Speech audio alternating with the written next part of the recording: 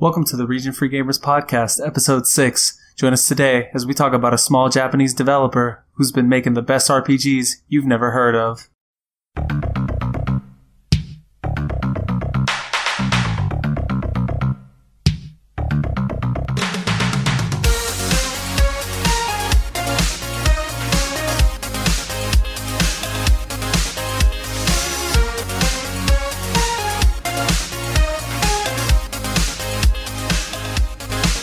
Welcome back to the Region Free Gamers Podcast Episode 6, the podcast that is fluent in gaming. I'm your host Masa, and with me we have Paul, straight out of his game room. Yep, my name's Paul. I like video games. And Arnie, who still doesn't have a Switch. I hate video games, so I will not be getting a Switch. But yeah, before we start discussing Nihon Falcom, Arnie, could you tell us, what have you been playing recently? So, in an effort to have a different game to talk about every single episode, I stopped playing Trails of Cold Steel 2, unfortunate for this topic, but I started playing Yakuza Kiwami, which I'm currently obsessed with. I think I've put like 25 hours into it in 5 days or something like that. Yeah, it's been great. I honestly did not think I was gonna get as into it as I did, and it's mostly been like the side stuff. Like the story is fine, but I've been obsessed with doing like little pocket car racing, slot car racing. I've been doing a whole bunch of Fight Club.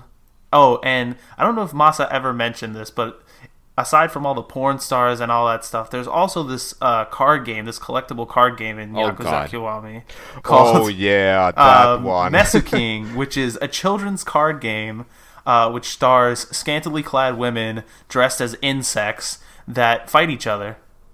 This is only in Japan. The best thing about the best thing about that is you actually have a similar kind of game in Yakuza 0, but here is basically a rock paper scissors game. Let's say you pick rock, and then your opponent picks whatever, and then they have this wrestling scene. That's based on based on the outcome. Yeah. There's also I just discovered this because there's host clubs where you can date one of two girls. And when you get to their max affection rank, it suddenly cuts to a live action video of the person who I'm assuming is supposed to represent that girl, just laying on a bed and writhing around awkwardly for maybe 5 minutes. Kiwami only has I think only those two, but yes. Yakuza 0. You have, I don't know, is it 20, 30, that kind of scenes? Because, basically, every girl in that game that you meet, through, side quests or, the whole hostess club thing, these are all, Japanese porn stars, and they all have, that kind of video. If you, let's say you max out a hostess, you get a video. You complete a side quest, you get a video, and so on. That's insane to me. I was so taken aback when all of a sudden there was, a real person looking at me. I was like, wait a second, what the fuck? But yeah, just wait until you play Yakuza 6, because in the previous episode we were talking about the whole the cam girl thing, and that is live action. Yeah, I've seen clips of that. It looks amazing. It does. And but it is. But it's been, Masa's probably talked more about this series than anything else on this podcast. But sad but true. it's really good. I've been really enjoying it, and I didn't realize the reason I finally started playing it is because I didn't realize that Kiwami was just a remake of 1 until Ozzy told me a little bit ago, and so I was like, oh, I definitely have to play this now. So now I'm waiting on Kiwami 2. I have 3, and then I'm gonna have to track down 4 or 5 and eventually get 6. Do you have 0? I do not have 0. Okay, and I need to get it because everybody says that is probably the best one. Yeah, it is, and you just said that you really enjoyed all the side content in Kiwami. Yeah. Dude, wait until you play 0, because that when it comes to side content, I mean, I would even go as far as to say that like no other game has like such amazing side content as Yakuza 0. So that's why, like if you go straight from like what I did, like I played 0 and then I went to Kiwami and I was like, yeah, these side quests aren't really as interesting as the ones in 0. And it was a bit of a letdown, but I mean, of course, I understand it that 0 is basically like the best game. Like they got the most out of that engine for that game. Yeah. But yeah, I mean, of course, Kiwami is still. I mean, it is a remake of a game from 2006. So of course, the side quests are a lot of them are just like go from point A to point B and beat up a bunch of bad guys. There's a lot more variety in 0 and also in 6. Okay. Admittedly, go to point A and point B and beat up a bunch of bad guys. I think I could do that over and over and not really get too tired of it. Well, the thing is that, and it's it's at least for me, it's different, right? It's not like a hero in like a fantasy world carrying a sword. It's just like you're just a dude and like grab this bicycle and like smash it over some guy's head. Like that's different to me. Like whenever people talk about Earthbound being like, oh, it's like an RPG but like in the real world, and I'm like, this is like an RPG but in the real world. I'm more likely to exactly. get a bike smashed over my head than I am to like find a meteorite in my small mountain town. Like I think Earthbound was more a case of, RPG set in the real world, but back in the mid 90s, that was a bit of a new thing. Whereas nowadays we've got Yakuza and we've got Persona, and even then before that we had Shenmue and so on and so forth. I'm really just scratching the surface. There's probably tons of that kind of stuff out there. I guess what I'm trying to say is that Yakuza is the spiritual successor to Earthbound that we've always wanted. I think that's what I'm trying to put out there in the world. I mean, it is also the most violent minigame collection ever. Exactly. I can't wait for someone to draw a flowchart of like, the history of realistic, Earth-based video games, and it's just like Earthbound, and then a line, and then Yakuza. Yeah, I mean, it's gonna be like that whole 6 degrees of separation. Kevin Bacon. Yeah, but just 1 degree between Earthbound and Yakuza. Yeah, exactly. Yep. Paul, what have you been playing? I've been playing Ni No Kuni 2, actually. And it's been, it's been really, really good. It started off pretty slow, and, surprise, surprise, right? It's a JRPG. But like, the first 8 or 9 hours or so, I was like, I'm not too sure about this game. I hope it gets better. And then all my hopes and dreams were answered. The game really picks up after you start the kingdom building portion of it. I was about to ask how that was, because that seems like the most interesting new feature they added. Yeah, without a doubt. Without a doubt. It's it's got that Clash of Clans feel to it, kind of. And Clash of Clans isn't like the most perfect example, but it has that thing where you gather materials and money over a set period of real time, right? Okay. So your kingdom will produce, 30,000 coins over half an hour. And so then you go do stuff in the game, and then you return to your kingdom half an hour later, and you have 30,000 coins. Then you build more stuff, and you can produce more coins faster, and then repeat, rinse, repeat, right? Yeah. And that actually, using the words rinse, repeat really does not do it justice. It's pretty addicting, and it's just a lot of fun because you get all kinds of like in-game bonuses from all the buildings that you build, and and you get like more items with which you can craft other items and so on and so forth. So like that whole kingdom building thing, it's not like you're just building it for the sake of aesthetics or something. Every time you research something new, or you build a new building, or you recruit someone to your town, you actually get more bonuses in the game. So it really helps out with the actual gameplay as well. And it makes you want to keep going and building new stuff. It's like, oh, I can't wait till I get this XP bonus thing. Oh, I can't wait till I get this treasure bonus thing, or what have you. So yeah, it's really, it's really cool there. And I've mentioned this to you guys before. It's like, it's just a really pretty game. Like, it's really nice to look at. So, it's hard to argue with that. You guys have not played it yet, correct? I've not even played the first one. Well, let me tell you, as far as comparing it to the first one goes, there's hardly anything that's like there from the first one. For like the actual world itself, there's like one town / kingdom that returns from the first game, and even then it doesn't really bear any resemblance to it. And the combat's just been completely revamped, which is actually a good thing, because the combat in the first one was kind of but the combat in this one is like, I would call it sort of like a dumbed down Final Fantasy 15. Maybe dumbed down's a little bit harsh. I would call it Final Fantasy 15, but with slightly dumber NPC characters and no warp strike. Let me tell you, I've said this before, but whoever like developed or thought the idea for that warp strike, they need like the Nobel Prize for JRPGs for 2017. Like, that warp strike is friggin' awesome. Every time I see a game that has similar combat that doesn't have a warp strike, I'm like, this could be better, and it's not, because it doesn't have a warp strike.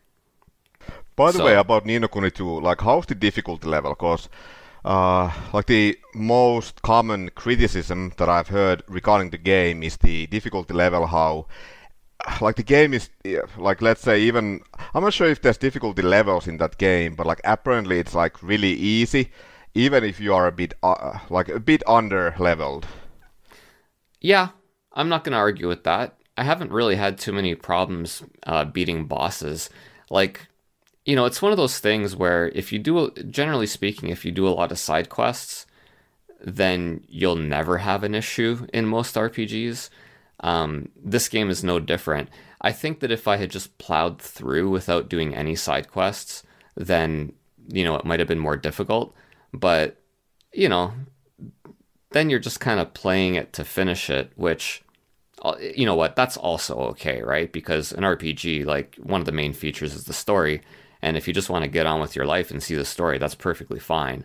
But I've been doing a lot of the side quests, and thus most of the game has been pretty easy.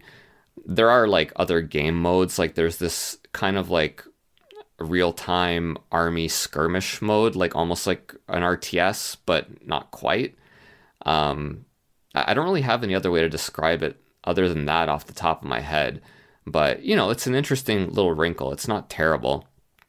And, man, let me tell you, speaking of the side quests, like, the way you guys talk about the Yakuza side quests is making me so jealous. Because the side quests no, for real. Because the side quests in Ni No Kuni 2 are just like, they're very, very vanilla. And... oh, it's like Final Fantasy 15? Yeah. Not as bad. Like, Final Fantasy 15, the main thing I remember about the side quests in Final Fantasy 15 is that there was a side quest, there was more than one, where I was collecting the frogs and stuff. Exactly. And I'm looking through tall grass looking for frogs, and I was like, this is aggressively unfun, right? Like, I don't know why they would include this. That was the worst. What's that? That was the worst side quest in that entire game. Oh, it was, man, like I said, I don't get it. I don't understand why I was being punished for playing that game. I purchased it in good faith. But like in Ni No Kuni, it's like, it's a lot of like, go talk to this person, go fetch this, go kill this. But it's also like, it's a little bit weird because the main character in the game is the king of a kingdom, right? So, like, there's this guy, like, for example, there's this guy who comes up to you and he's like, I'm trying to make these shoes for a friend of mine, but I'm missing this really cool thread. Hey, king of this kingdom. Can you go get this thread for me? And I'm like, how on earth is this realistic? Like, he's trying to save the world, not look for thread. I don't get it. Dude, like, this sounds exactly like Final Fantasy 15, because, I mean, yeah, you have the prince of a kingdom, and then he's going on all these, like, fetch quests, like getting tomatoes and stuff, and frogs. It's like, yeah, like, and really, I mean, like, I understand like, these guys are, like, trying to, save the world, and they are just, like, I don't know, just picking tomatoes for, like, some, vendors at the market, like, how does this even make sense? Like, what the fuck? In Final Fantasy that's 15, the thing. Sorry, Arnie, go ahead. No, I was just gonna say that in Final Fantasy 15, at least in the first half of the game, I think it makes more sense to me because they're not actually trying to save the world. They're just on their way to this wedding, and they're just like, I'm gonna fuck around for a little bit, like help some people out, sure, have a good time, whatever. After when like all the world serious shit starts happening, then it's like, all right, maybe we don't have time to save all the chocobos in the world and collect some frogs. Yeah, but yeah, it's actually interesting. I read this one article or like an opinion piece about like let's say RPGs and side quests, and it's like, okay, so, and Final Fantasy 15 was one of the examples, and like the writer said that basically, like, okay, so yeah, you have this, like, the whole world is in peril, and like you have these guys on a mission to save the world, but yeah, if you actually like take the canon story, then they don't really go on these side quests. They don't do fishing or anything like that. They're just like following the main story. And I have noticed the same thing with like Yakuza, because there's been, for example, I've been playing Yakuza 6, and there was this one period where I'm like supposed to go from point A to point B to continue the story, but like that literally, like if you take like real world hours or days, like, I mean, that trip that was like, I don't know, maybe 500 meters in real life, it took me like, I don't know, weeks, because I did like all like so much side content. Like I did like 1 million baseball matches and everything, so it's just like, But at the same time, I gotta wonder in these games, like when does this stuff like take place? Like all the optional, like the side content? It's just that it's so banal, like the actual at least as far as Ni No Kuni is concerned, because like I think the difference is that Yakuza, at least they're interesting, right? Yeah. Like there's the dominatrix who loses her mojo, and there's ridiculous chat roulette and other things that I'm kicking myself for not having seen yet because I haven't played that game and it's driving me nuts. But like in Ni No Kuni, like you talk to someone who wants to join your kingdom, join your city building thingamadoo, and she's like, yeah, I'd love to join your kingdom, but there's this deadly monster. Maybe you can kill it, and then I can not have to protect these people anymore. And I'm like, again, you're the king, like, and she's just like throwing you under the bus. You know what I mean? Like, hey, why don't you go kill this thing? You might not make it back, and the world might not. You know what I mean? But hey, at least I'll be able to join your kingdom and become like a bodyguard for a house or something like that. It's just, it's weird. I don't need you to guard me if I'm killing things that you can't kill. I know it, and it happens like that multiple times. I'm not even kidding. And the other funny thing too is that like it's become like it's just, I can predict it. I can see it coming a mile away now, right? Like you see somebody, and it's the way the game has it set up. It's almost a joke now, because like you scroll through, you press X and you scroll through the speech bubbles, right? And so you'll talk to someone, and they're like, oh yeah, I'm a great carpenter, or oh, I can make wicked weapons and so on. I'd love to join your kingdom. And then you press X, and then the next speech bubble is always, but I'm missing this thing, but my grandma's sick, but, and it's like, dude, it's like every single time. Now I'm playing it and I see someone and they're like, I want to join your kingdom. I'm like, no, fuck you. I already know where this is going, you know? And then I press X, and invariably it's like, oh, but my dog's missing. Oh, Jesus Christ. Jesus. And I know it sounds like I'm complaining about it, but like, I mean, ultimately I'm not. The game is still really good. I think I'm about 30 hours in now. I'm probably over halfway through. Oh wow. And it's nice, man. It's a cool game. I've been enjoying it. I recommend it. It's just more, you know, it's just kind of a more modern take on the formula brought on by the first one. Yeah. It's missing a little bit of the Ghibli charm that the first one had. Also really strange, like the female characters, they all have, like, I don't want to say they all have, but like 80% of the women have like really large chests, which like if you're gonna it's definitely a modern JRPG. I'm saying, right?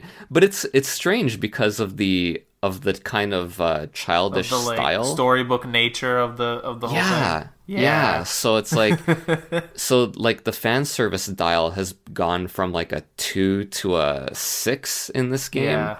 And it doesn't really make any sense. That's not really why I'm playing it. And I don't think that's why anyone's playing it. So it's just a little bit strange that, you know, all the women are quite heavy set up top. A little bit distracting. I'm sure they got a ton of complaints after the first game. Listen, guys. Not enough. This is a good game and everything, but I think I got something that's going to put you over the top. So yeah, that's pretty much it on my end. I mean, I've been playing more games, but that's probably the most interesting one of them all.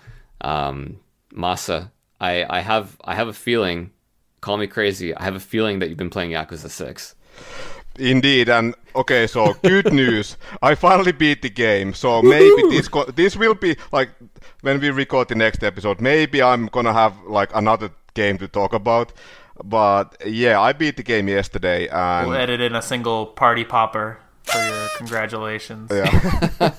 But, yeah, holy crap, that was quite a wild ride, and, like, to be honest, I didn't really want the game to end, because I was...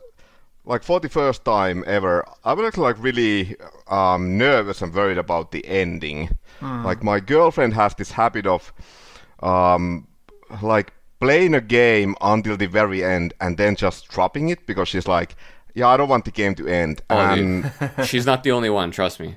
Yeah, but, like, for the first time, I was like, legit feeling that way. And that's why I actually ended up doing, like, almost... everything in the game. Like, I just kept grinding and grinding and grinding, doing all the side content, and I actually, like, just today, a few hours ago, I actually got the platinum trophy for the game. Yeah, so yeah, I mean, I did all the side quests. I did well, not everything in that game, because in Yakuza 6 actually it's when it comes to platinum trophies, this is without doubt the easiest one out of the Yakuza games. Oh, really? Yeah, because Yakuza games also, like, not only that there's the PlayStation trophy system, but these games also have the in-game awards that you get, and I believe that in all the previous games you actually have to complete like all these awards which are, you know, related to like mini games, combat, you name it. But here you actually like didn't have to do that. So I ended up getting the platinum trophy even without doing like well, I have done almost everything. I mean, of course, there's some mini game related things that I haven't completed. Mainly Mahjong, because I still don't know how to play that game. Oh my god! But does anyone know how to play it? Mahjong's not really moving the needle for me. No, yeah, exactly. I was planning on doing everything, and then I went into the Mahjong place, and I was like, you know, how difficult can this really be? You know, a lot of times they like simplify a lot of these games for, you know, stuff like this. And so I go into the instructions, like how to play, and like by page 20, I was like, you know what? I don't think I'm even going to play this game. Like, there must have been like 50 pages of instructions on different hands and strategies and how to play and what each piece means. And I was just like, no, I'm done. Yeah, the only reason why I even played Mahjong, like, I mean, I tried it in Zero, and here I was like, there's a trophy for playing every mini game. So today I actually tried it for the first time in 6, and I was like, oh my god, like, that's one reason, like, I feel like I can do everything else, like, when it comes to this in-game awards, I can do everything else, except this. Like, there's no freaking way I'm gonna, learn how to play Mahjong just for this. But then again, it's gonna be in the future Yakuza games, and I think it might actually be in every Yakuza game. So maybe I should just learn it for these games. Yeah, Kiwami also has shogi, which I have not tried to play, and I'm also sure I will not learn to play. So the problem is there's no value in it real life wise, right? Like, I'm sure shogi, if Persona 5 has taught us anything, it's that shogi is wildly popular in Japan. Yes, absolutely. And so there must be no end of people to play with there. But I mean, in North America, I think people are just going to be like, where's Battleship?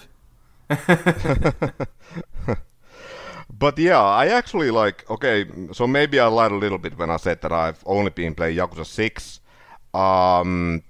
Like, technically, I've also been playing other games within Yakuza 6. Sweet. But yeah, what's great about Yakuza 6 and most Yakuza games is that you actually get to go to these Sega arcades. And yeah, I mean, they have arcade games.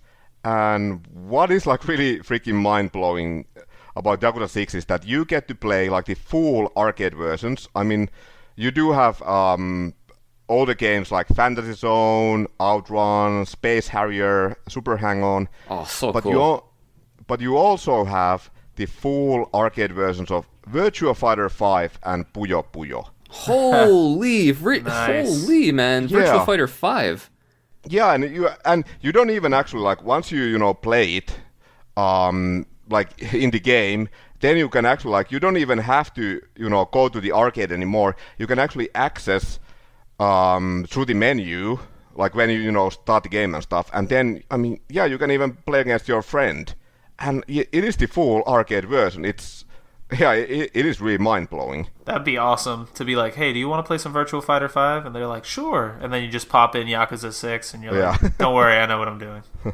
But yeah, I gotta say, when it comes to the more retro games, Fantasy Zone, I mean, I played it before. I think it was in Yakuza 0, and that's definitely one game that I don't like. Or maybe it's because I don't know how to play it, because I don't know, I just keep exploding and dying all the time. It's definitely a different kind of shoot 'em up. And a style that I wouldn't say has died over the years, but it's constantly on life support. It's terminally ill, right? Like, I mean, as a general rule, as someone who plays a lot of shoot 'em ups, I'm not really a big fan of the one where you can change directions and scroll left or right. Yeah, I mean that really caught me off guard when I started playing. I was like, wait, what am I exactly supposed to do here? Yeah. It's like almost like an exploration shoot 'em up. It's a little bit. I was gonna say. Yeah. Isn't it like objective based? Like basically you have to destroy a certain amount of these specific things, and then the boss just shows up. Generally, yes. Yeah. Yeah. Then I mean, not really. Not really what I'm into. I would assume not what most people are into. Like, I think Fantasy Zone relies a lot on nostalgia, because like I remember playing it when I was a kid, and it's really like bright and colorful, and it has a very unique style, and so a lot of people have fond memories of it. But nowadays that kind of game just doesn't, it still exists. Like, there still are games like that are made, but they're few and far between compared to the conventional auto-scrolling horizontal or vertical shoot 'em up. Yeah, out of the other arcade games, okay, so yeah, I'm sure that we all love Outrun, and sure. Yeah, and I mean the arcade version is amazing. And I actually played Super Hang-On for the first time, and yeah, I gotta say that game is also a lot of fun. But yeah, I would say out of these like arcade games, in actually both here and in Yakuza 0, Space Harrier. Holy crap, that game is, oh my god, I'm so in love with that game nowadays. Like I never played back in the day, but I mean I played quite a bit like when I was playing Yakuza 0, and here again I was like, oh my god, they have Space Harrier again, and to me it was like even cooler than having, you know, Puyo Puyo and Virtua Fighter 5. Yeah, Paul, I believe that you probably like know more about Space Harrier. Dude, yeah, you probably know all about it, but like, yeah, what is the best home console version of Space Harrier?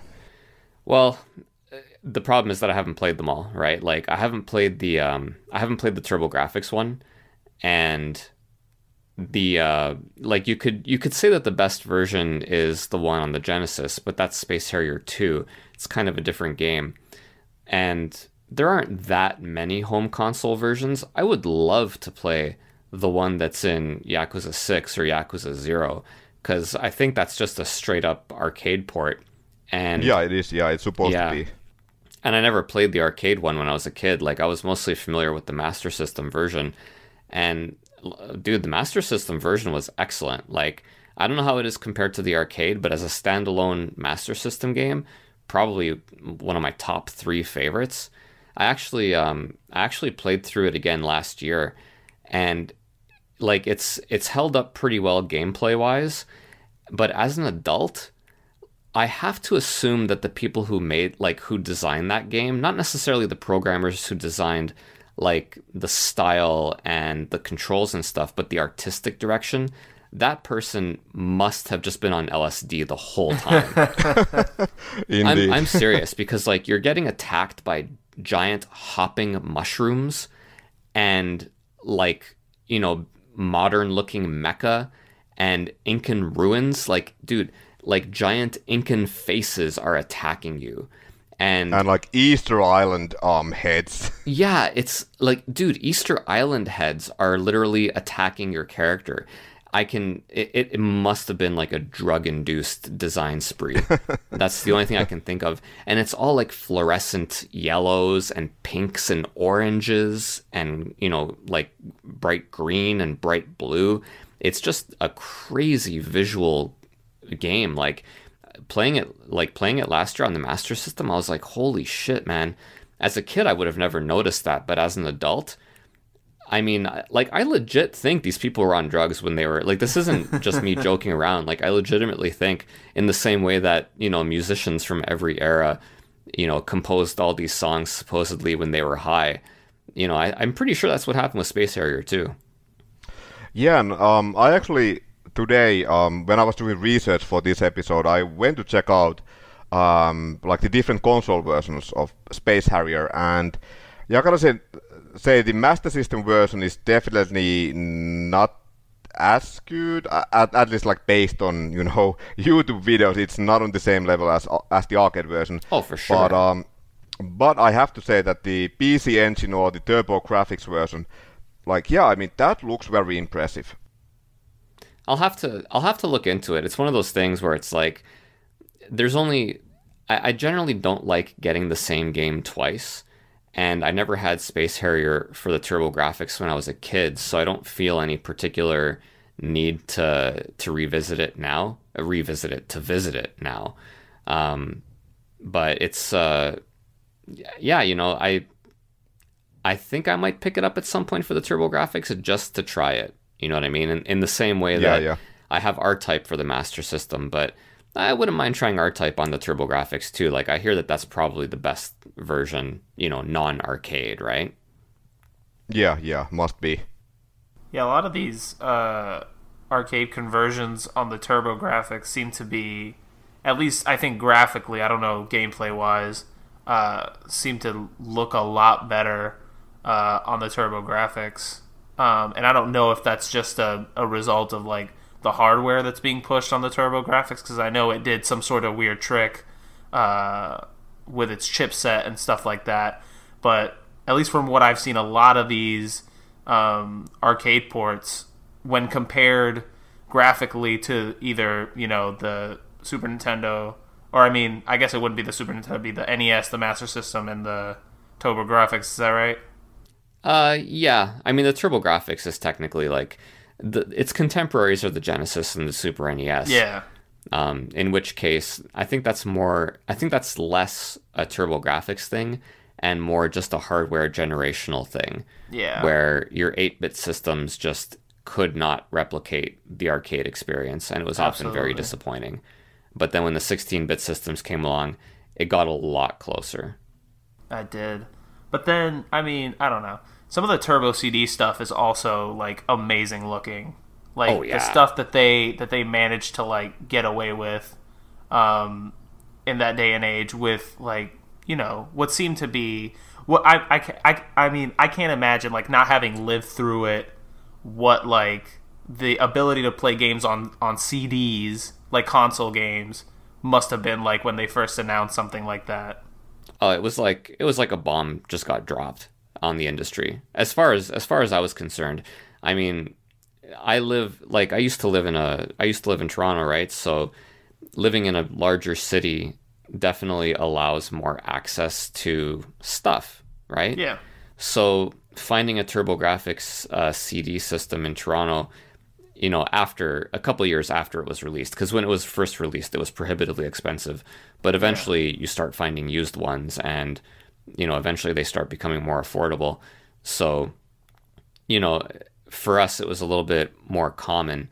And, like, man, as soon as we started playing games on the TurboGrafx CD, it was like everything else just... I wouldn't say everything else paled in comparison, because, Chrono Trigger's Chrono Trigger, right? Yeah. You know what I'm saying? But that CD sound and having those anime cutscenes, like, man, like, level up. It was really hard to go back to other, regular 16-bit chiptunes after that. Yeah. And I think we're going to get into some TurboGrafx CD talk in our topic today. Yeah, I think we might just do that.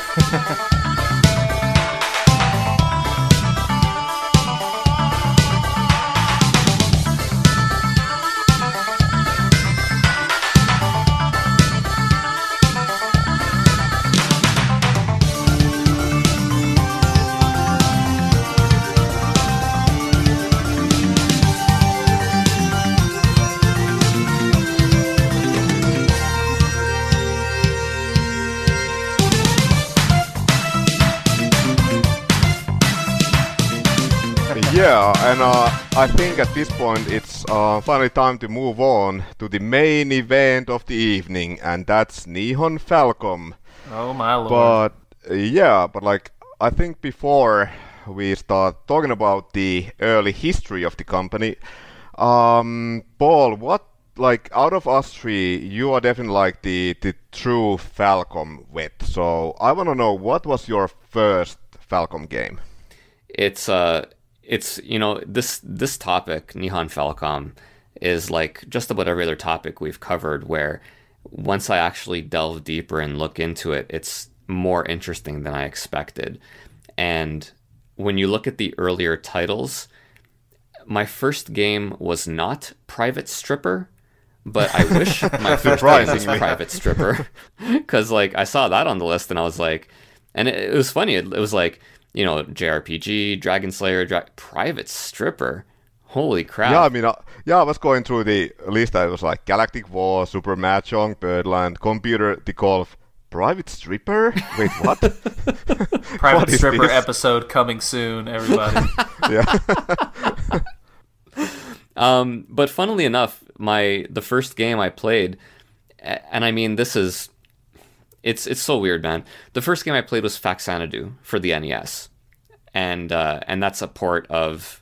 I don't even think that's a port of a Falcom computer game per se, but yeah, it's actually like what Falcom has always done is that they license out their franchises to other companies, and Faxanadu also, that was like my first game. I'm not sure if it really counts, because it's a Falcom franchise, but the game was developed by I believe it was developed by Hudson, Yes. But yeah, that was the first game for me as well. Yeah, I don't know if it counts either. That's why I was kind of hesitant to mention it. I was also hesitant to mention it because when I played it at a friend's house, and it's sort of like Zelda 2: The Adventure of Link in style, right? Or perhaps it is, perhaps Simon's Quest. And so I was like, "Hey, let me see it."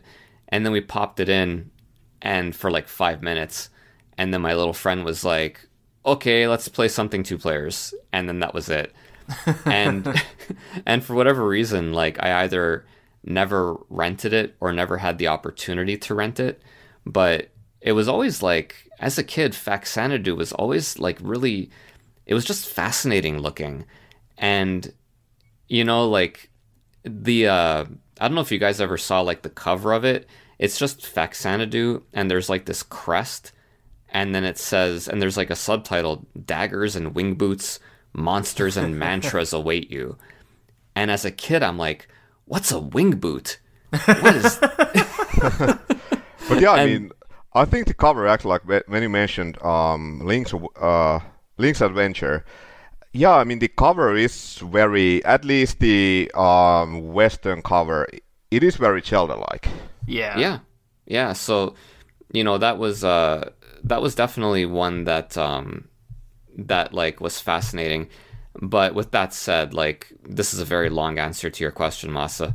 The first Falcom game that I actually played was Ys 1 and 2 for the TurboGrafx CD. By the way, before you start talking about it, yeah, because I won't shut up. Yeah, exactly.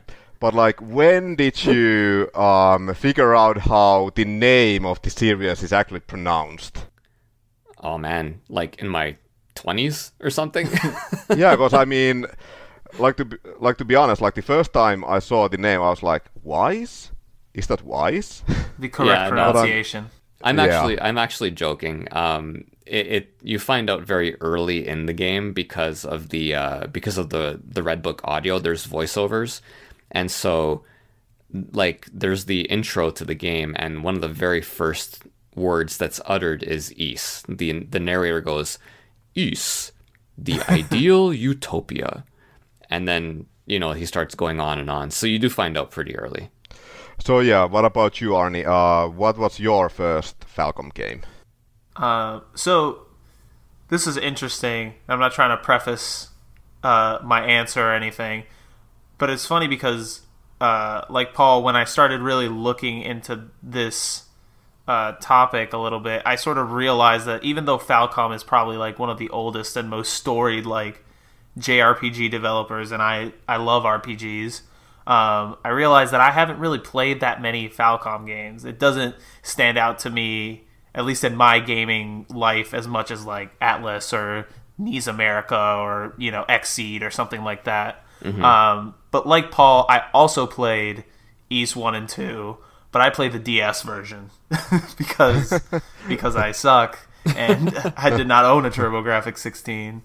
So yeah, it was the original Ys on DS, on the DS remake, which I actually did enjoy a lot. That's good. I haven't played it myself, but what I've heard is that it's not very good. So if you went into it sight unseen and enjoyed it, then that probably, you know, that's definitely a plus compared to what I've heard. Yeah, I mean, you know, I'm 100% sure that it benefited from the fact that I'd never played an Ys game before, and also from the fact that once you know what to do, it's probably like maybe a 3-4 hour game. So it's not a huge time commitment either way. Yeah. You know, I think I've talked to you about this. I think I've mentioned it on the podcast before, but the biggest thing for me was just when I started playing it, like the combat system was something I'd never done before. And so getting used to that was probably the biggest issue I had. But then once I sort of settled into it, I mean, it wasn't you know, like mind-blowing, obviously, but it was definitely nice to see like the origins of one of the most storied like RPG franchises of all time. Yeah, absolutely. And it was, you know, it was a nice little story. I enjoyed playing it.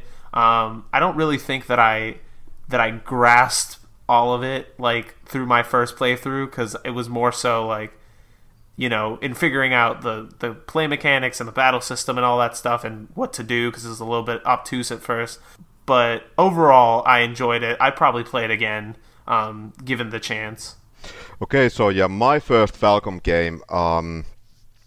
Okay, so when I was doing research for this episode and I went through their catalog, I quickly realized that it's much like what Arne said. Like, I'm a huge RPG fan as well, but when it comes to Falcom franchises, they mainly have like two major ones, and even out of those two major ones, The Legend of Heroes has like only like it's only just now becoming like more well known. Yeah. Ys is something that has been around for decades. But the thing is that it was never actually on the consoles that I owned back in the day. And I mean, I had always heard the name, but I didn't really know what the games were like or what they were about. So I never played Ys games back in the 90s. So my first game ended up being Trails of Cold Steel. And the way I actually got into that game was that I was doing like, I don't know, I think I was just hungry for another JRPG, and then I actually I was browsing through this one site, and they actually had a topic about the game, and I was like, The Legend of Heroes: Trails of Cold Steel. Well, yeah, that name sounds kinda interesting. Never heard of this series before. Went to check it out. Watched a bunch of review videos, and a lot of people actually made the connection between Trails of Cold Steel and Persona. And if you I mean, you can sell basically anything to me, just say it's like Persona, and I'm like, sold. Give me 2 copies. But yeah, I mean, and then I actually ended up buying the game. I think it was like 2 months after the European release, and yeah, it was quite an interesting experience. But we will get to that, the Legend of Heroes games and Trails of Cold Steel specifically a bit later on. Yeah. But I think now it's time to talk about the early history of Falcom. Yeah, we just went through a bunch of their earlier games, including Private Stripper, which I'm now very curious about. But I think the main reason why we and a lot of people aren't really that familiar with the earlier games is that a lot of these games were actually only released on PC. Yeah, and Japanese PCs at that. Yeah, exactly. Yeah, nothing that we would have access to here. Yeah, and that's pretty much still their MO today is PC first for the most pretty part, much. Yeah, my Yeah, PC-88 was at my friend's house most of the time, so I wasn't able to play all my Falcom games back in the 80s. Yeah, it's actually interesting how Nihon Falcom, they are considered one of the most influential Japanese RPG developers, especially in the 80s.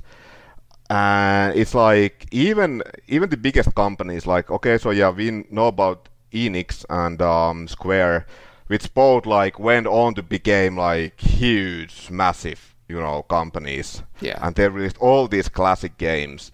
But Nihon Falcom, I mean, they're still around, but they never really got that huge. Yeah. Well, and it's strange, but it also makes sense to me. Because obviously, like you said, Square and Enix were the other two big JRPG powerhouses at the time, and they were really focused on console games. So Nihon Falcom, I think, just found their niche in the PC space, which was probably being underserved at the time. And it's weird because they've been around for so long, but even their entire game catalog fits on one Wikipedia page. If you go to any other JRPG developer / publisher, they need their own Wikipedia site for the hundreds of games they've probably put out. But Nihon Falcom has just been, and I think that's probably the best thing about them is, they don't pump out sequels constantly, but the games they do put out, for the most part, I feel have usually met a certain quality standard that they're able to hold themselves to again and again. Yeah, I agree. And I think you hit the nail on the head there with their PC-centric approach. Because the thing we have to keep in mind, too, is that the 80s and early 90s weren't like today. Today, there's a computer in virtually every home. But back then, not the case. Computers were still prohibitively expensive to own, and the user base for the Famicom, for example, or the PC Engine was probably way higher than it was for PC. So right off the bat, they're kind of limiting their reach and looking at that point to kind of license games, such as, for example, Faxanadu, right? But as far as developing directly for consoles, I mean, Masa, that didn't happen until, what, the PSP? Yeah, exactly. They actually had this like very long period of mainly releasing games on these like Japanese PCs. And okay, I'm not sure like from around like mid 90s when they were still making games for Super Famicom, but then there was a very long period where they mainly were releasing only PC games. Some of these games did get ported over to consoles like PlayStation 1 and then eventually to PSP. But yeah, here's actually an interesting quote about their approach to PC and why they actually like ended up going with the PC. So this is a quote from the current president of the company, Toshihiro Kondo. As we continue developing for PC, our competitors started shifting over to consoles one after the other. Falcom itself had several opportunities over the years to make this shift themselves. We did develop a couple of titles on the PC Engine, and some of our games were also released on the Super NES. Still, it just came down to the fact that PC games were easier for us to make. You didn't have to go through the first-party certification process on PC, and you could work on games literally until the very end, even if it meant begging the manufacturing plant to give you 3 more days. We had control over every part of the process. Yeah, that makes a lot of sense. Yeah, it does, because we are talking about a very, very small company. I think even today they only have like maybe 50 employees? Yep. Yeah, and I mean, especially with what we know of, like, specifically Nintendo's policies back then of, you know, you had to sort of conform to their standards. They sort of controlled, you know, order numbers, how games would be shipped, you know, what could and could not be in their games. So I think it was very smart of them, at least in that respect, to sort of take control of their properties and, you know, keep them on PC. It's pretty brave of them to do that, especially in that day and age.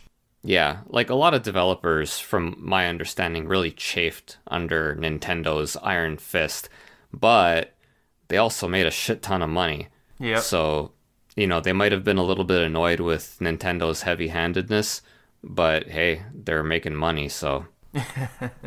But yeah, it is interesting how I'm not sure if a lot of people know about this, but like in the West, like let's say from the early 90s or maybe the mid 90s, like the PC gaming started becoming like really prominent, and like it really like blew up with games like Doom. But in Japan it was like the opposite. Like it, you know, kept like it was popular in the 80s, but then, you know, during the when we got to the mid 90s and stuff, then like it just like it basically got relegated to this like to all these like really cheap kind of like hentai games, or you know, these so-called ero games. Yeah. So there were actually like not a whole lot of like legit like PC games being developed in Japan back in those days when Nihon Falcom was like still really like supporting PC as a platform. Yeah. And I mean, you know, like we said before, that would make even more sense, you know, if they're the only ones, if they're one of the few video game developers and publishers that are putting out high quality, like extensive, deep games on the system, then anybody who actually has a PC who's interested in something deeper than, you know, a hentai game is probably going to be buying Nihon Falcom games, because what else are you going to get? You know, Yeah, it's not like exactly, computers were cheap enough that you could be like, I'm going to own a computer and also, you know, 2-3 consoles. If you bought a computer, you're probably stuck with it. And I don't mean that like it was that terrible to have a computer, but you know, there weren't a lot of options for you once you committed to one thing. No, it definitely, at least over there, was a market that was, like you said before, Arnie, underserved. And sure, you know, get in there and take advantage of that and maintain creative control. Yeah. And I mean, it probably also comes down to the kinds of games that were popular in each region, right? Like, obviously, here in the West, games like Doom, Quake, Duke Nukem, like, you know, these are games that played better on PCs for a variety of reasons.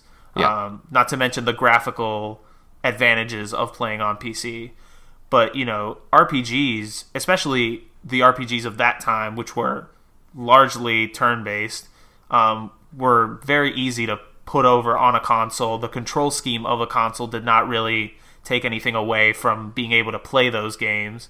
So I think it was just a matter of, it's cheaper to own a console.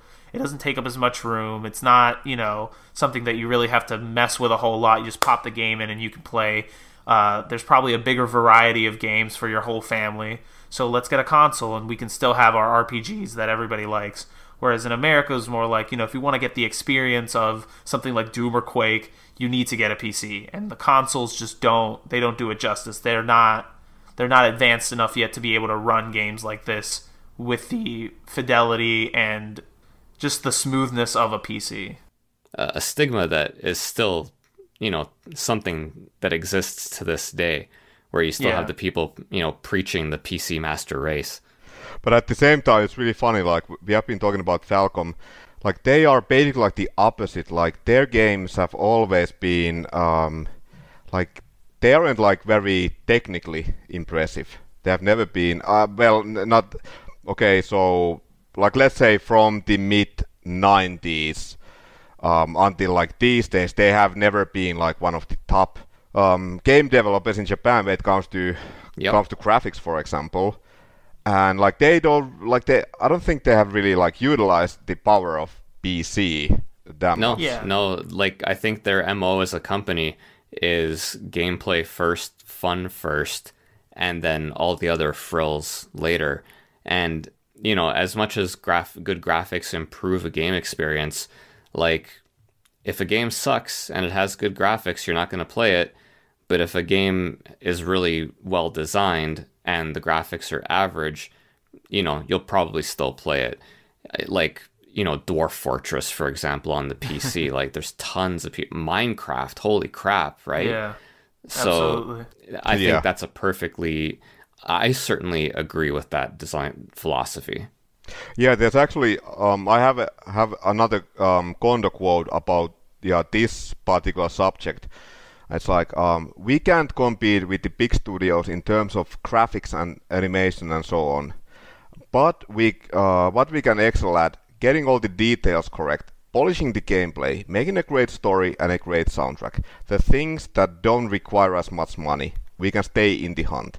That's the approach we have taken for the past 3 decades, and that's what our customer base expects from us. I'm sure it'll only get harder to keep that up, but it's become a vital weapon, I think, and it's something I don't think we can ever afford to change. Well, they have that 30 years of it behind them now, right? Yeah. Like, when you've got a few decades worth of the same approach and the consumers have the same expectation for the kind of product you're going to put out, that's good. You know, that means stability going forward. So, I mean, yeah, especially for graphic design, staffs, you know, are getting bigger and bigger. Teams are getting bigger and bigger, just to handle all the artistic design and programming specifically for graphics. But at least Falcom has that backbone, you know, where they just make good games. Yep. And I mean, it also, you know, not having that much money also means they don't pump out as many games or as many sequels to their franchises. They don't dilute their brand as much. So whenever a new Ys game does come out, you're like, I definitely need to get this. I don't know when the next one's going to come out. I know that it's going to be, you know, it's going to hold up to a certain quality standard that I'm used to. So, you know, I think in that way, they're sort of, you know, they've built their audience, right? Like people who play Nihon Falcom games, who like Nihon Falcom games, are watching for whenever their new game gets released, and they probably scoop it up right away. And as far as the graphics go, I think that the other advantage is, you know, they're doing a lot of JRPGs. It's a lot of anime stuff. It sort of tops out after a while, you know, when it's animation. They're not trying to go for photorealistic stuff. They're not trying to do Square Enix Final Fantasy 15 levels of digitized 3D animation. It's mostly 2D stuff. If anything, the in-game graphics have gotten a little bit better, but not, you know, to a crazy degree. And I agree with him. I think, you know, put story, gameplay first, graphics will follow. Yep. Yeah, exactly. By the way, do you guys know what is the best-selling, like still the best-selling? Oh my god, Nihon is it Falcom Xanadu game? still? It's Private Stripper, actually. Yeah, it is actually Xanadu. It's crazy. Because Xanadu actually came out in 1989. I mean, excuse me, 85. And it sold over 400,000 copies on like different like That's Japanese nuts. PC platforms. Because that means that they've never had a game that sold more than 400,000 copies, which is insane to me. Oh, that's crazy. Yeah, it is, yeah. And I actually like, I mean, I wasn't really that familiar with the, like the Dragon Slayer games. Like the first one actually came out a year before, and I did watch a video of that, and like the first Dragon Slayer, I think it's considered like the first actual like action RPG. Yeah, I mean, I was watching a video and I was like, yeah, this actually reminds me a lot about Ys, except that it was just like more simple, because this game came out in 84 and there was actually quite a big difference. Like I'm surprised that Xanadu, which is Dragon Slayer 2, was such a huge success in Japan, because it's very impressive for a game that came out in 85. Like compared to the like really early Western PC games, or like let's say even console games, like if you think about the early NES games, like I mean these aren't very impressive, and they are, most of those like black box games were just like simple arcade ports. And speaking of Xanadu, have you guys, Masa, when you were looking at all this stuff, did you see the cover art for Xanadu on the MSX?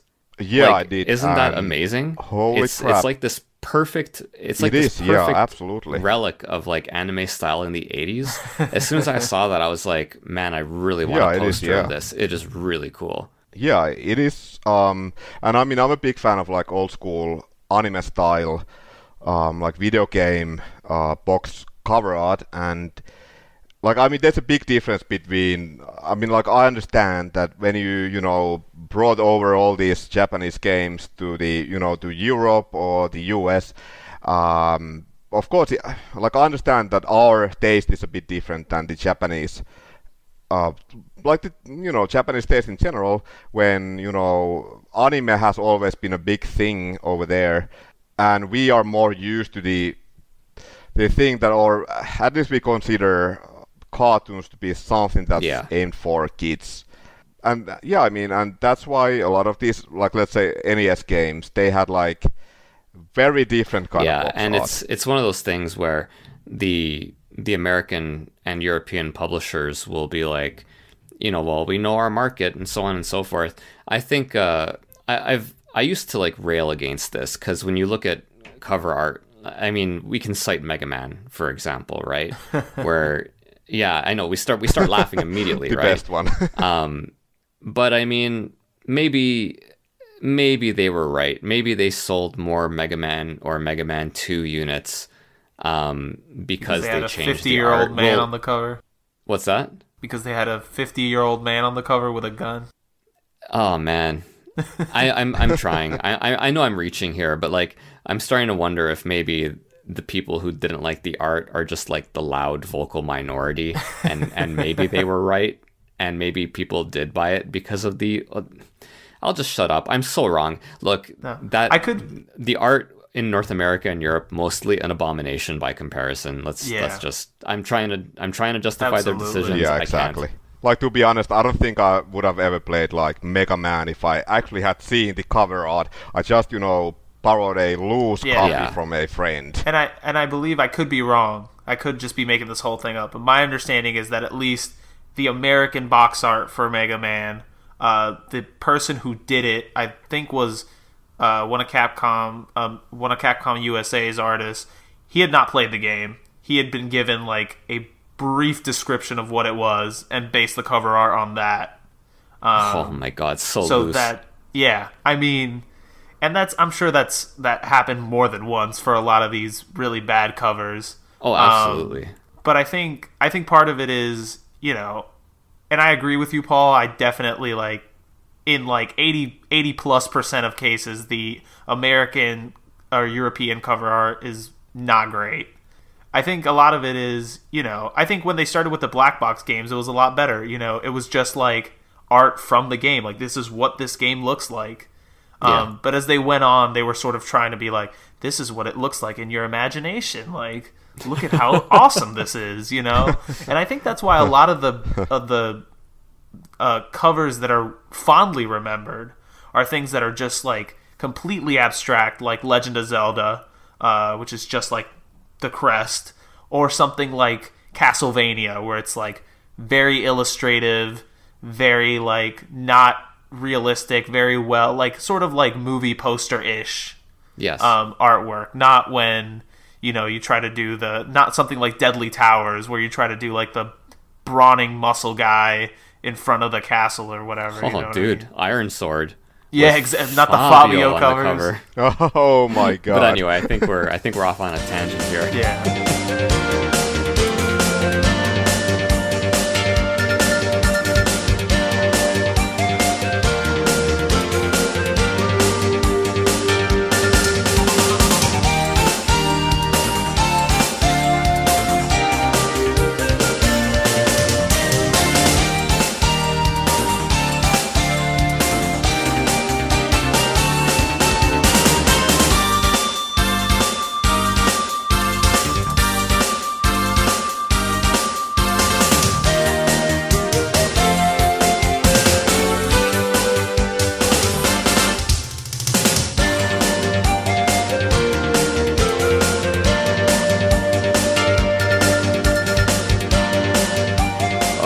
Paul, what was your first Ys game? Did you ever Ys 1 on the Master System? Man, like, the thing about being a kid is that you can't have every game you want, right? So I'm at this point where I'm at the video game store and I have a choice between Ys. I'd already played Phantasy Star at that point. Phantasy Star was the must-have. And I've gone like 2 podcasts without mentioning it, so we gotta fill those quotas here. So we're at the store and it's time to get a new game because whatever reason, and it's gonna be one of the 2 or 3 games I get that year, so I got to get it right. And I've got Ys and I've got Golvelius for the Master System and Ultima 4, and the choice ended up being Ultima 4. And hey, no regrets. Ultima 4 was like a very, very dense game and provided me with many hours of entertainment as a kid. But that's ultimately what it came down to, is that it's not that I didn't want to play Ys. The cover looked really good. It had that little thing on it that said adventure role-playing, and I really wanted it. But I did not get a taste of Ys until the Turbo CD. They should bring that back. They should put on games like adventure role-playing, action, shooter. Sometimes I buy. Sometimes I look at the back and I'm like, "What the fuck is this?" Sports games, keep it simple. Like, instead of NHL 99 or whatever, it's just ice hockey, golf, tennis. Well, what's funny is that on the Master System in the top left corner, like I just said, they'd have the genre, right? Yeah. So that you'd have great football and I think it was super tennis, and in the top corner it would say sports. Yeah. And it's like, oh, that's what football is. Okay, great. Thanks, guys. But yeah, I guess we should talk about one of the biggest games, one of the most legendary Falcom games. Ys Book 1 and 2 on the TurboGrafx 16, or well, I guess I should say it only came out on the CD. Turbo CD. There was no cartridge exactly, or I guess card version of it. And thank goodness there wasn't. Yeah, but like for an unlucky European kid like me, like we never even got any, like we didn't get TurboGrafx or Turbo CDs, so I'm like, yeah, I basically know. I mean, I don't really know that much about the console anyway. Yeah, so, yeah. I wonder if that's like, I wonder how much of a good or bad thing that actually is that you guys didn't have it. Because the Turbo was, I wouldn't call it, it's about as close to a flop as you can get without actually calling it a flop. Because like it did have a fairly large install base. It's a cult hit. What's that? We call it. It's what we call it, a cult hit, Paul. Oh, nice. It has a cult following. That sounds very nice. Yeah. But I mean, when you compare it to something like the Neo Geo Pocket Color, right? Yeah. Like that was like super, super niche. And that you could potentially call a flop because its main competitor was the Game Boy, right? Absolutely. And the TurboGrafx has like dozens and dozens of games compared to like, a couple dozen for the Neo Geo Pocket. That's just an example. But not having it in Europe meant that you also had, less of an opportunity to be disappointed by your choice in system, right?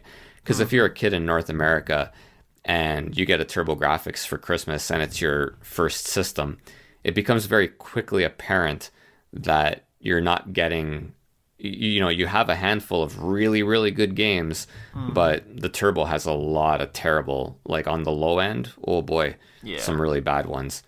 And a lot of the best games were on CD, and that CD attachment for the Turbo was really expensive. But was it Neo Geo expensive? Oh, no, of course not. No, nothing was Neo Geo expensive. Neo Geo was like mortgage your house expensive. Yeah, exactly. Turbo CD was like work a couple summers, cut some lawns, like. Exactly.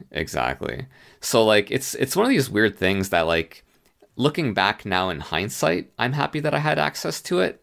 But if I was a 12-year-old kid and all I had was a TurboGrafx, I'd be less impressed. I was lucky because I was in a period of time where I could just continuously trade in games and systems and keep trying out new stuff.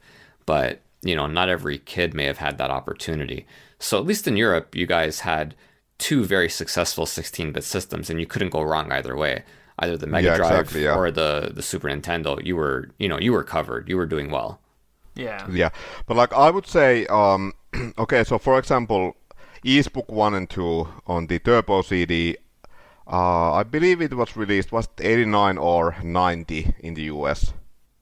Yeah, I think it was 90. I could be wrong. Yeah. I think it was definitely 89 in Japan. And it might have been 90 in the US, yeah. And I mean, I actually got the NES in 1990, so of course it was quite late. But then again, like we would always in Europe in general, but especially in Finland, we would always get like every console, every game, at least a couple of years late. Yeah. So in retrospect, like I was playing Super Mario Brothers and a lot of these early like arcade ports back in 1990, and then like actually just this year, couple of months ago, I played Eastbook 1 for the first time because it was available. Technically it's still available on the Wii eShop. Yeah. But you can no longer add funds, so yeah, you basically can't get it if you don't have money already on the account. But like I played it for the first time this year, and oh my god, I was like, what the fuck? Like, I was playing Super Mario, like, and there's no hate. I mean, I love Super Mario Brothers, and it's an amazing game, but I was playing that in 1990, and then like some, lucky motherfuckers, over in Japan or in the US, were playing East 1, like, and there's a just gigantic difference, like. I still can't believe it. Like, I was still playing that game in 2018. I was still very impressed because first of all, you have animated cutscenes. Holy crap! Yep. Voice dialogue in 1990. Mind blowing. Like, mind blowing. Exactly. You know what's funny? Nihon Falcom, they released Ys Origin, which is a prequel to, you know, Ys Book 1, and I believe it was released in 2004 in Japan, and that game actually contains less voice acting than Ys 1. That's pretty funny. But I would say, okay, so the graphics are decent, nothing mind-blowing. Yep, serviceable. But like, what is truly mind-blowing is the CD quality audio. Yeah, it's very difficult to go back. I still can't believe it that was, you know, that there were games in 1990 with like CD quality audio. It was unbelievable. Like there's just no other way to put it. When we first, it starts with the intro, because the intro starts up, the music is really cool, and then somebody starts talking, and it's like, holy shit. And at least for Ys, and it wasn't like this for every TurboGrafx game, hilariously so, by the way, but for Ys 1 and 2, they hired professional voice actors. And so the voiceovers were like, they were really good. It wasn't just the programmers' wives, you know, kind of doing the voiceovers. It wasn't just Kenji from accounting that they told to come down for like 5 minutes. Yeah, exactly. Here, read what's on this piece of paper. You got one take. And then like the same person would voice like every character in the game. Oh my god. Yeah, that must have definitely been a thing too. But, you know, good voice acting, super clear audio, and that's when it starts. And then you start the game and you leave the town, and the I think it's called First Step Towards War, the first song that plays. Like, holy shit, man. Like, what a punch in the face that is. Like, it's so hard to go back to regular 16-bit soundtracks after hearing that. Yeah, let alone like 8-bit soundtracks. Oh my god. Not like, forget it, right? Like, as a kid, nah, there's virtually no going back at that point. Yeah, that game was like a huge leap forward. And also worth mentioning, Ys 1 and 2 might have been the first, I think it might have been the first game I played that just kind of had like a little hint of a dating sim in it. Because in Ys Book 2, you wake up and the village girl Lilia is like right above you. And she's like, are you okay? Are you okay? And then she's really sick. And then you find medicine for her. And then she kind of falls in love with you. But Adol doesn't talk, so he's not really able to reciprocate. But as a kid, I'm like, Adol, get in there. Come on, man. But, you know. So when the seeds that Persona 4 would eventually bloom into beautiful flowers. I gotta say, I haven't played the second game yet. I have played the first game, but you just sold me on the second game. I know, I need to play this right now. Yeah, and the second one and the first one are, they're one and the same, really. Like, the first, it's a little bit weird in structure, because the first game, half of the first game is Darm Tower, and then the second game is a little bit more evenly spread out between different levels, with different music for each level and so on. Like, the last level in Ys 2, Solomon Shrine, is still huge, but it's not Darm Tower huge. Darm Tower is like, it's gigantic, literally half the game. A little bit strange, but I thought it worked anyway. By the way, Paul, have you played Ys Origin yet? No, not yet. You know, yeah, that's okay. So I actually played Ys Origin before Ys 1, and oh my god, that's definitely like a prequel done right. Because yeah, I mean, they have all the music. They have no spoilers, but there might be some familiar faces. Yeah. They have a lot of items, and yeah, I mean, it's basically just Darm Tower, and that's like the whole game. But still, like, I remember when I started playing, and I had read about the game, and I was like, Okay, so it just takes place in this tower. It's basically like an action RPG dungeon crawler. Like how interesting can it be? But like, yeah, the story is actually very solid. Yeah, yeah, they managed. I haven't played East Origin, but from what I've read about it, and I've tried to avoid spoilers, and successfully so. The very little that I know is that it's a prequel, and it all takes place in Darm Tower. And I mean, I have super, super fond memories of playing. I mean, shit, I did it last year. I played through East 1 and 2 again. East 1 and 2, man, like, that game just makes me smile. You know, like, I play it and I'm smiling the whole time. And I'm probably smiling the most in Darm Tower.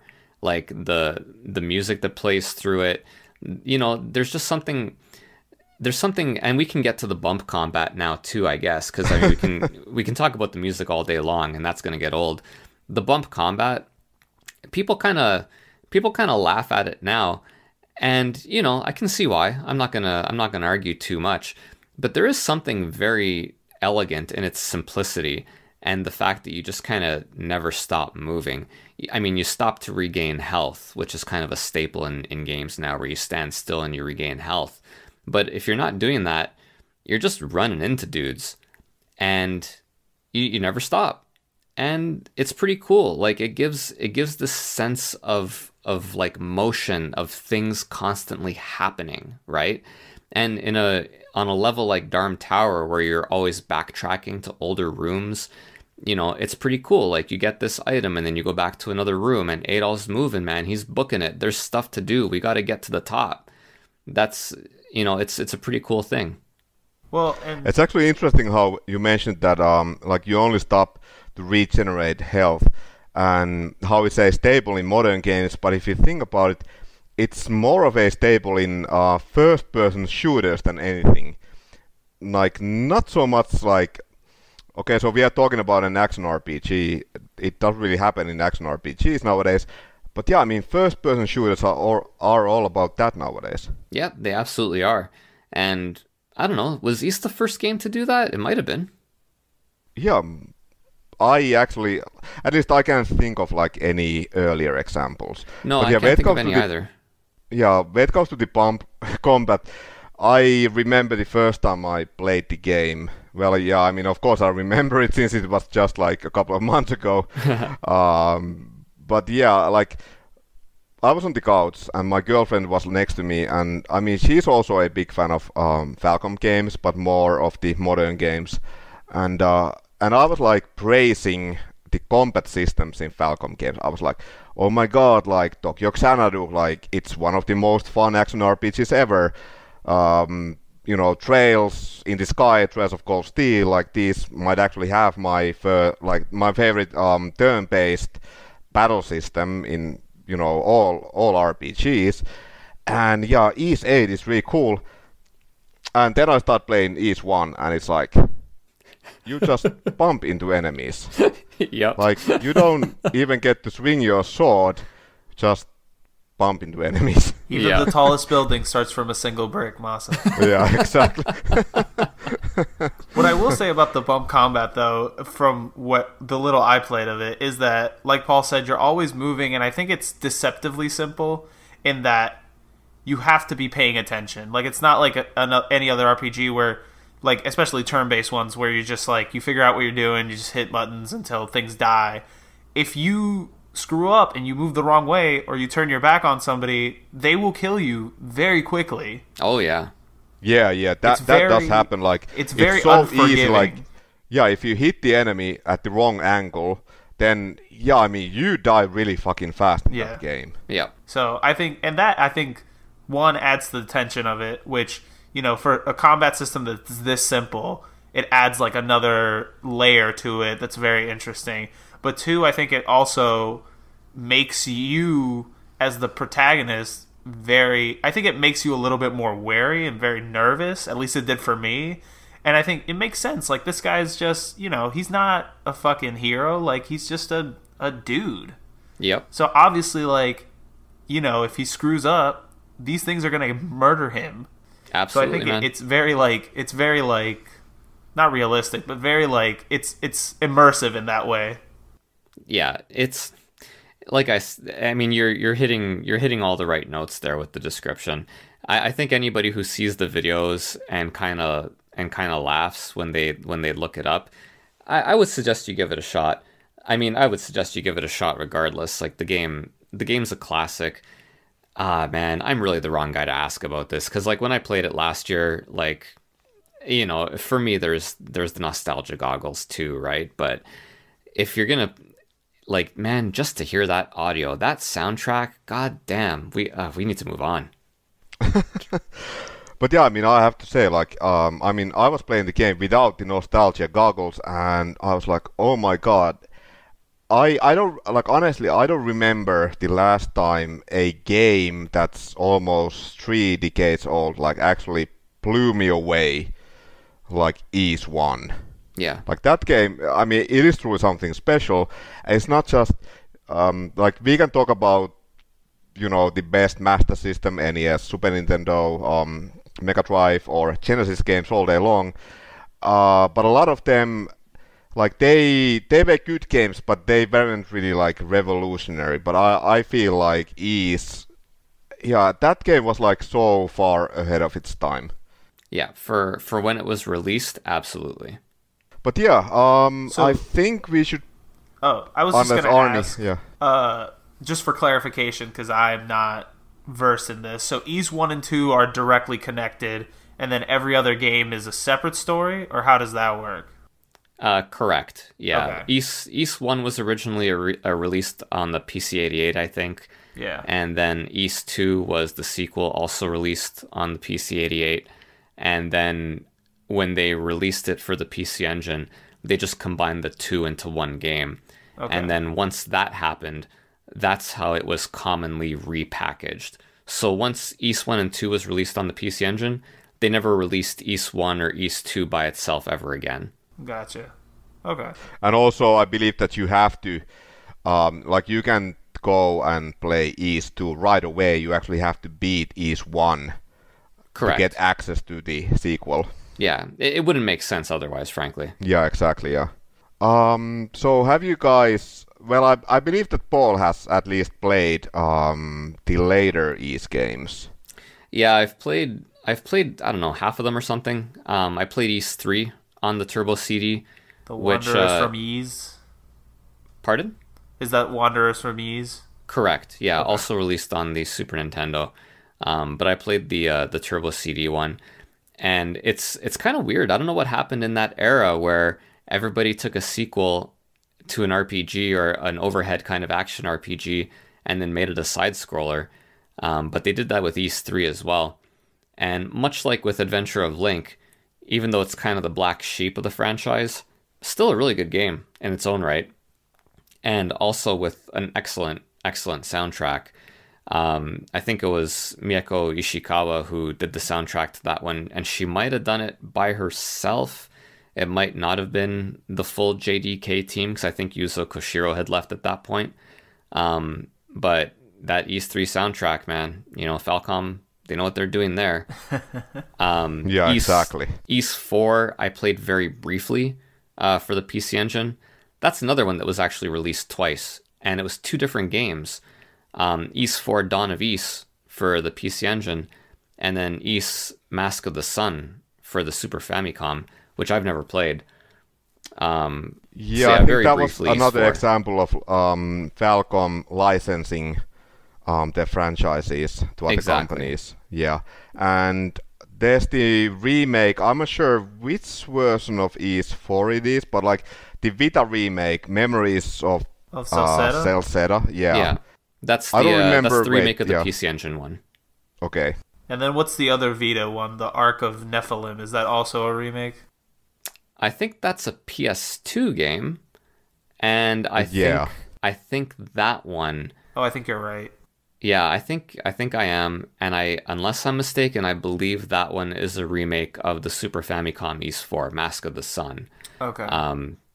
Oh, I have to look that up now. I feel like I have to say when it comes to the E series, like when I started really like getting into it, and and I started doing research, and I was like, okay, so we have 8 games, like let's say made 8 mainline games, and I was like, okay, so how am I gonna play these games? And then, you know, I started looking it up, and I was like, holy crap, there's like so many remakes, and it's insane. And I mean, I felt like so lost. I was like, yeah, I mean, what should I exactly like play? Like, I mean, I got like for example, Ys 1 and 2. I mean, I got it on Steam, and then that I haven't played yet. But what I ended up playing was the Turbo CD version on the Wii. But there's like so many remakes, remasters, and then it's also like really confusing how I believe was it Ys 5 that still has not been released in the West, like the Super Famicom one. Yeah, I believe so. Although from my understanding, Ys 5 is probably the worst one in the series, and I don't think we're missing anything there. But yeah, I mean, there's like so many games, and then for example, like the like Ys 4. Yeah, you have Mask of the Sun, and then The Dawn of Ys, and then you have the remake Memories of Celceta. It's like, wait, like, what should I be playing here?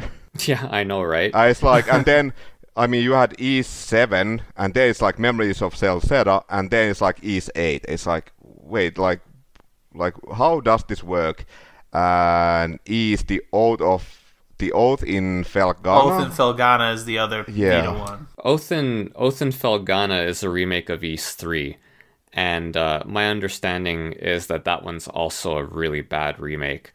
And thanks to the power of the internet, I now know that the Ark of Nephistum is, and unless I'm really dumb and I'm not reading well, and I'm sure our listeners will let me know if I am, that one's actually Ys 6. They just never actually called it Ys 6. Well, would you look at that?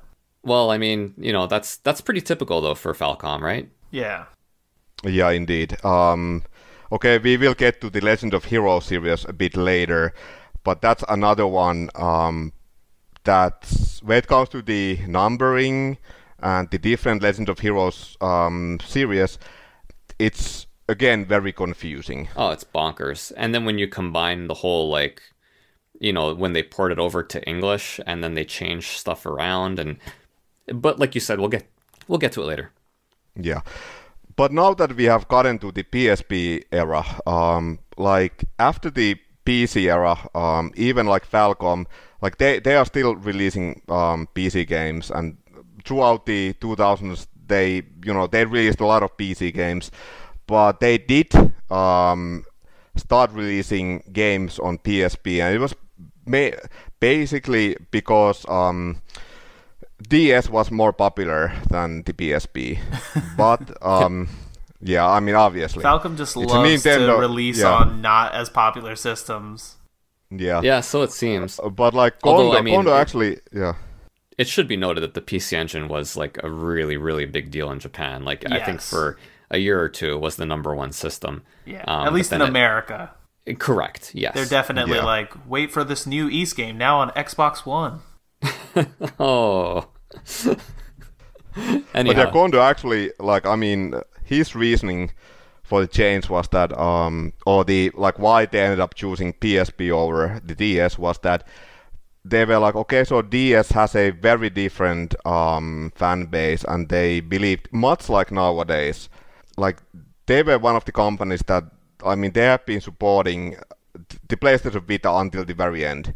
And now they have just, moved on to like PS4, and they're still a bit like one of the few Japanese companies that is still like really hesitant about the Nintendo Switch, and that's like, we are not sure if the fan base is there. Like all these other companies in Japan, I mean, I really feel like Falcom is the last like well-known Japanese developer that like they aren't on the, the Switch train quite yet. Yep. Like all of these other companies are, they are like, yeah, we have multiple Switch games in development, but Falcom is still like, we are not sure if the fan base, like if our fans are actually, if they own a Switch. And it was the same thing they were like, okay, so PSP, like our fans, like they had released some, for example, Ys games already like on the PS2, and they believed that the fan base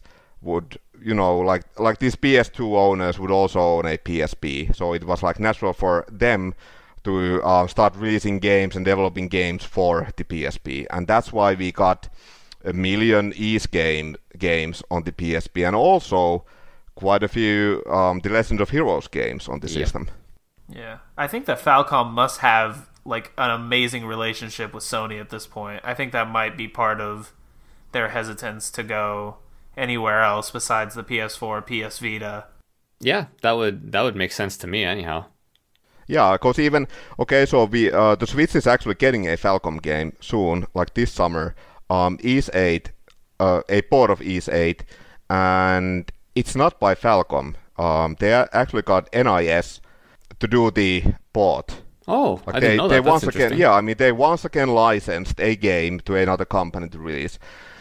And yeah, I mean I don't think like I'm sure that if other companies are willing to like port over these games to the Switch, then yeah, I mean it's fine. Like they are willing to like license the games, but like they probably aren't gonna start developing Switch games themselves anytime soon. Well, no, and it's one thing for other developers like Squaresoft or a Bandai Namco to start making Switch games. They have, by comparison, nearly unlimited resources. If you're Falcom and you're a smaller boutique developer, it just makes more sense to stick with the PS4. Like the install base is there. Yeah, exactly.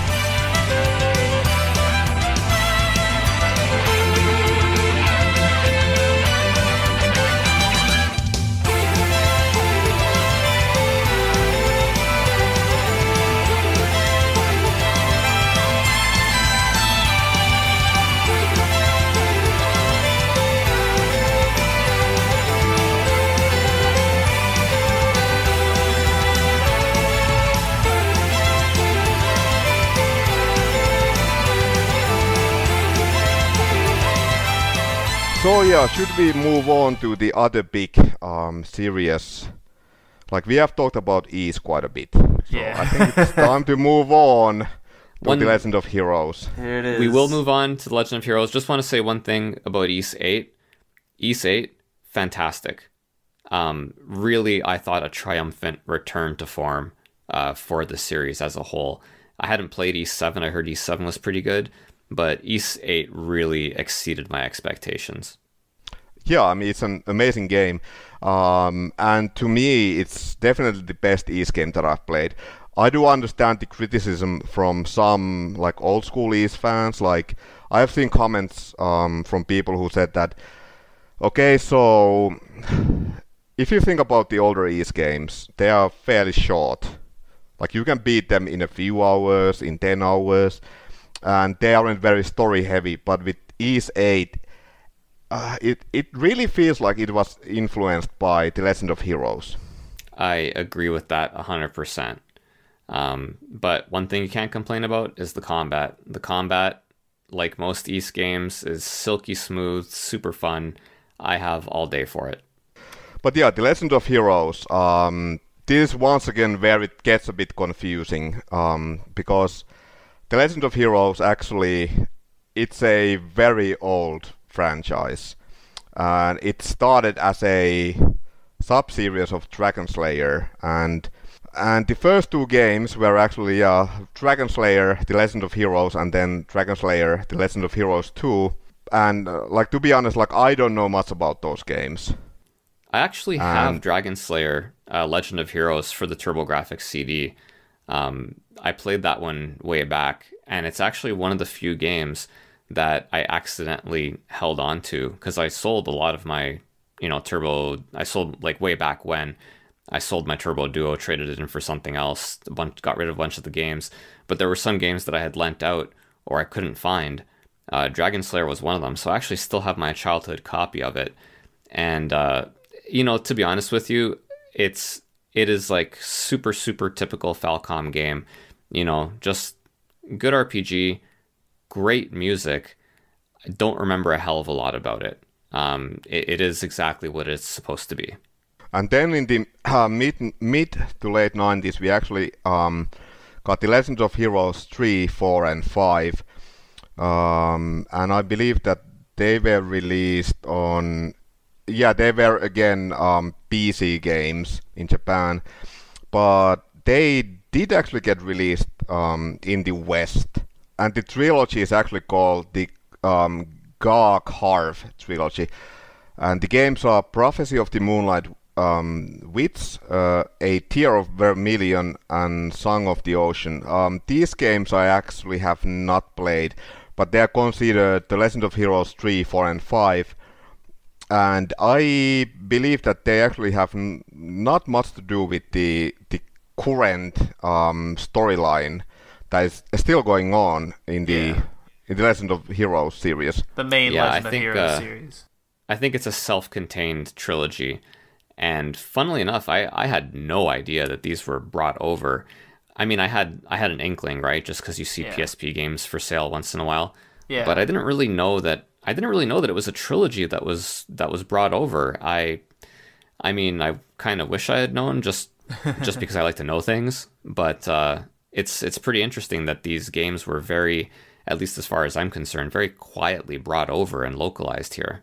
Yeah. And of course they came out like very late after the original like Japanese releases, because I'm checking it out, and the first game was 96, the second game 99, and then 94, 96, 99, and then the Western PSP releases 2006, 2005, and 2007. So they came out very late. What I've heard about the games is that they are actually quite good, but the localization is and the translation is not that great. Yeah, that seems to be a running theme with a lot of these Falcom games, unfortunately. Like even if you talk about the modern games like Ys 8 and Tokyo Xanadu. Yeah, exactly. I much like you, Masa, I stopped playing Ys 8 once I realized that they were going to patch that they were going to do a language patch for it. I was like, I don't know, 7 to 10 hours in or something like that, and I was like, okay, well, I'll put it down for a bit. And I have yet to revisit it. I'm very curious to see how good that translation patch is. I mean, yeah, it should be quite good. Arnie, have you played Ys 8? I have not. I've heard of it. It looks great, but I have not had the chance to play it yet. Okay. And I just realized, as you were talking about it, that I do actually have one of the Legend of Heroes PSP games. I have Trail of Vermilion. Is that what it's called? Tear of Vermilion. Tear of Vermilion. I picked that up randomly at a flea market not that long ago, actually, but I haven't been able to play it yet. Well, that's very interesting. Masa, do you remember, is that the first one or the second one? I think that's the second one. Yeah, that's the second one. Except that but what's weird is that, the re-releases on the PSP, that actually was the first one to be released. Yeah, the second game was the first one to be localized. Like another kind of Falcom oddity. Although from what I was reading, it seems like you could. It's more important to not play the third one first. The first two, the order is less important. So if Tear of Vermilion being kind of the second story but released first, if you play that one first, you're not necessarily kind of spoilering yourself for the second one. You can still enjoy it. But my understanding is if you have access to the third and not the first two, maybe just leave the third one on the shelf for a bit and get the first couple and go from there. Yeah. The longer I look at the way this, the Legend of Heroes series as a whole and all these sub-series, the way it breaks down, I can't help but draw parallels to Shin Megami Tensei. It's crazy to me how it's sort of like there's an overarching series, but then there's just a sub-series that becomes more popular than the overarching series, but there's multiple sub-series. It's a very I think Japanese thing to make sub-series within a main series umbrella. and have them have their own continuities and whatnot. As a country, they just must have so much free time to keep track of all these things. Yeah. Because I certainly don't. Yeah, but exactly. It's like that's actually a really good parallel. Like I think the Trails of Cold Steel and Persona parallels very well. Yeah, it definitely is like the sub-series that took over the main series, sort of in recognition at least. Yeah, exactly. But yeah, then we get to the, like, now that we are talking about the Trails of Cold Steel, we get to the, well, I would say one of the most ambitious, I would say, storylines in all RPGs ever. Yeah. The current Legend of Heroes, which is about to be 9 games long, and apparently, according to Kondo, they are still, like, after they release Trails of Cold Steel 4, they are still like maybe 70 to 80% done with this storyline. Jesus. Wow. Wait a minute. So is Trails part of the overarching? I thought Trails was just its own thing, like Persona. Okay, so I'm gonna explain in a bit. Oh god. But like we are so used to, like, okay, so take Final Fantasy. You have 15 Final Fantasy games. Okay, a couple of them are MMORPGs, but then most of these are like self-contained stories. The worlds, like the stories, characters, worlds, they have nothing, absolutely like nothing in common. They are just like Final Fantasy 15, Final Fantasy 7. Like there's nothing, they, like if you rename those games, I mean, they could be like their own, series. Yeah. They just share like small elements like chocobos and moogles. Yeah, chocobos. Yeah. Yeah. But like we are so used to, like, okay, so there's a new Tales of game, a new Final Fantasy. It's like, yeah, I mean, the previous game has nothing to do with the new game, unless they do like sequels. Like, yeah, I mean, you had Final Fantasy X-2, Final Fantasy 13-2, and Lightning Returns and so on. Yeah, I mean, it's insane that we actually have an RPG series which is like the current Trails arc started in 2006. Actually, no, 2004. With Trails in the Sky, and we are now in 2018, and this main story is still not over. That's fantastic.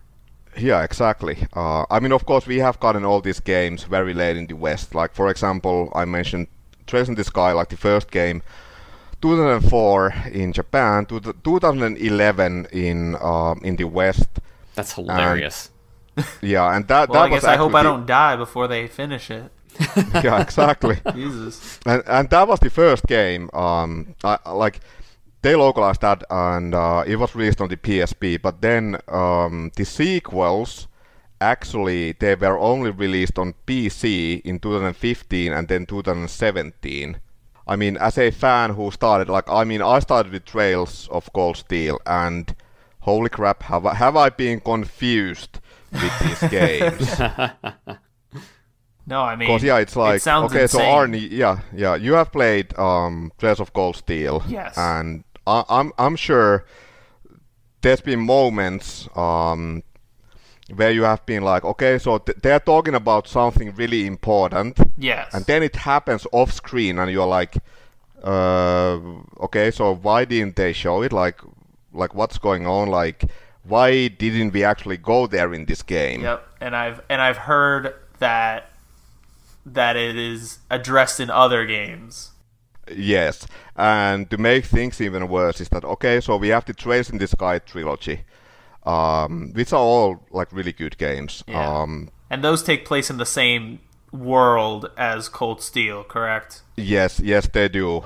Except that they take place a little bit before the Trails of Cold Steel story arc.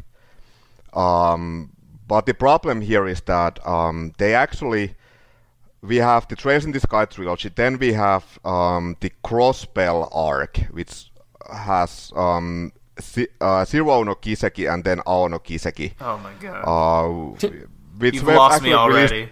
Released, yeah, I mean, like these games were released on the PSP, and then they actually like released like enhanced ports for the PS Vita. But of course, these are only you know, these are Japan exclusive. They still haven't been localized. And then you play Trails of Cold Steel, and yeah, a lot of the things that keep referenced are actually happening at the same time in these other games. I'll tell you one of the moments where I realized that this was definitely a problem was when you finish Cold Steel 1 and then you start Cold Steel 2. And I'm not going to spoil anything for you, Paul, just in case. Thank you. There is a segment when you start the second game, you can go, there's an option in the main menu to see like character bios and see like recaps of stuff that happened in the first game, I guess in case you bought this one and didn't play the first one. And one of the things is like, one of the chapters it said like, the group travels to so-and-so. And I was like, I don't remember ever doing that. And so I listened to the thing and I'm like, I definitely did not do this. And so I looked it up because I was like, maybe I missed like a secret thing. Maybe it's like a New Game Plus thing. No, there's an audio drama in Japan where they have like this side story that, to be fair, is like not super relevant to either story. But they fight like one of the main bad guys during it. And it's like some relevant stuff happens. And I'm like, well, that's nice that I went into this menu function even though I had no reason to, because otherwise they just hid like a bit of lore that is referenced in the game. That's amazing.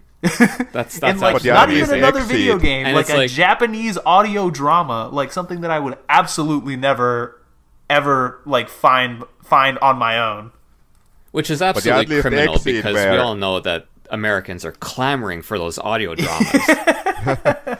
But yeah, at least Exceed, who have done a tremendous job when it comes to localizing these games, especially compared to like Axis localized Tokyo Xanadu, and then we had NIS America localizing East 8. And I mean, it's a freaking typo city over there. But like Exceed, like they have done a great job, and they actually did on the website, like when Trails of Cold Steel 2 was released, they actually shared a recap of that audio drama on the website. Oh, yeah. So they do provide you a way to find out what happened, but it's like, it's so crazy to me that this whole thing was like not its own game because it was just a short interlude, but it's like it's so hidden. Like you have to really, like if you want to get the full breadth of it, you have to be like that super fan who's like, I'm gonna get everything. So here's the question then, Arnie. When you found out about that, did you feel like, did you get that feeling that you get when you kind of like take a little bit of time to explore something and you find a cool little nugget? Did it make you feel good, or did it make you feel annoyed that they released this audio drama and deprived the West of that audio drama that they desperately need? It did make me feel good, only because I was like, thank God that I was like, you know, for once my fastidiousness and my like need to like look at everything paid off. So it definitely made me feel good because I was like, oh, cool, I found this thing that's like a little hidden thing. Because, you know, it's not like plot relevant. Like, it's not like, you know, that would have annoyed me if it was like, you know, a character died somewhere or something like real happened. But it does get like, they do make like throwaway reference to that event during the game. So I was like, oh, now I know. See, now I felt like smart because I was like, oh, I know what you're talking about. Yeah, there is some value in that. Yeah. But yeah, one thing that like we were talking about how it's quite amazing that, okay, so yeah, first of all, like we are talking about a very small company with around like 50 employees. But also this thing about like Trails of Cold Steel is that, okay, when you play the two games that are, you know, like available for us Westerners, like you quickly realize that there's a lot of padding. There's a lot of like filler content in those games. Yeah. But yeah, they actually, like, what happened was that they like originally they were supposed to be just one game, but then it was like, well, I think we need two games. Like we need to release something like next year, and then they actually like split the game in two. and like once you start playing Trails of Cold Steel 2, it's like, okay, so if you're if you really fall in love with the series, then it's really cool going back to these like familiar places. Like you revisit a lot of like the same places as in the first game. But I mean, of course, if you're a bit more cynical about it, then you're like, yeah, I mean, they did reuse a lot of assets from the first game. Mm-hmm. It was the opposite of Kill Bill. Yeah. They had too much movie, they split it in two. This one, they were like, we don't have enough for two, so let's split it and fill it with stuff. Yeah, and that's why, like, I understand that a lot of people, like, they, said that Trails of Cold Steel has, like, serious, like, pacing issues. And, I mean, even as a hardcore fan, I have to agree that, especially, like, the first half of the game, like, I remember when I was, like, first playing, I actually played the first game in basically, like, 2 sessions. Like, I got the game, I played for, I don't know, for a few weeks, I made it maybe like halfway through the game. I was a bit like, yeah, like what's the meaning of this game? As this is like one of the few games I feel like in a lot of video games in general, not just RPGs, but it was like there's a huge conflict. Like the game starts with a huge conflict, and then you actually like spend the entire game trying to solve that conflict and save the world. But here it's like there's like no conflict at first, and then it kind of like starts building up. Mm-hmm. And at the beginning of the game, like everything is all like fine and dandy, fucking unicorns and rainbows.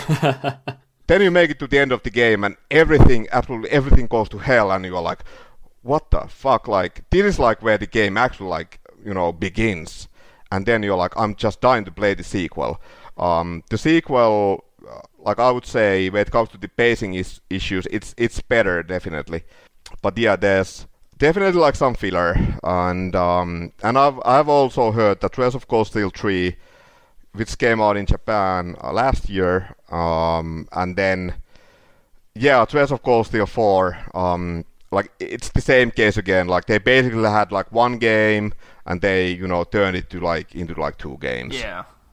I don't really mind that too much, like especially with your example from Trails of Cold Steel 1. Like to me that kind of that shows confidence, you know what I mean? Like we know that we have this story arc we're going to tell, and we're going to take our time and develop the characters, and then at the end of the first one things are going to go crazy, and the story's going to continue like that over the next 3 games. Like I think that's pretty cool. Like, it's sort of like the opposite of, like, let's say, for example, Star Wars, right? Like, Star Wars gets released. It's its own self-contained movie story with, a little bit of open-endedness in case they want to make sequels, because they weren't sure if Star Wars was going to be successful or not, which, by the way, is hilarious in retrospect. But Trails, it's like, we know we're going to make these 4 games. We know that there's a story that we want to tell. So, this is how we're going to do it. The first one is not going to be all action and so on. There's going to be a lot of development, and then we start moving it along. Yeah. And I will say, at least for me, there's definitely pacing issues. But at least when I was playing, it was all about the characters for me. You get introduced to this cast of characters right from the get-go. You are sort of actively tasked with getting to know them. And so I was, like, the story was interesting. I'm not trying to say that it was boring or anything. But the main thing that pushed me to keep playing was the characters. Like, my whole reason for wanting to play the second game is I want to know what happened to these characters. Like, interesting stuff does happen in the story, but the characters are really the thing that holds the game together for me. If I didn't have the investment in these characters, I probably would not have continued playing just for the story. Yeah, fair enough. Yeah. So I think we probably, like, at this point, we should move on and talk about, like, what makes Falcom games special. And I'm gonna start, and I actually have this part co-written by my girlfriend, who is also a huge Falcom fan, and she really loves. She played through Tokyo Xanadu, and she's a huge Trails of Cold Steel fan. But like, yeah, let's see what she had to tell. To me, what makes Falcom special is their lack of financial resources.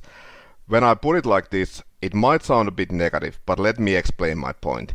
Many companies like Square Enix have enough budget to come out with amazing looking games that inch closer to reaching photorealism with every release.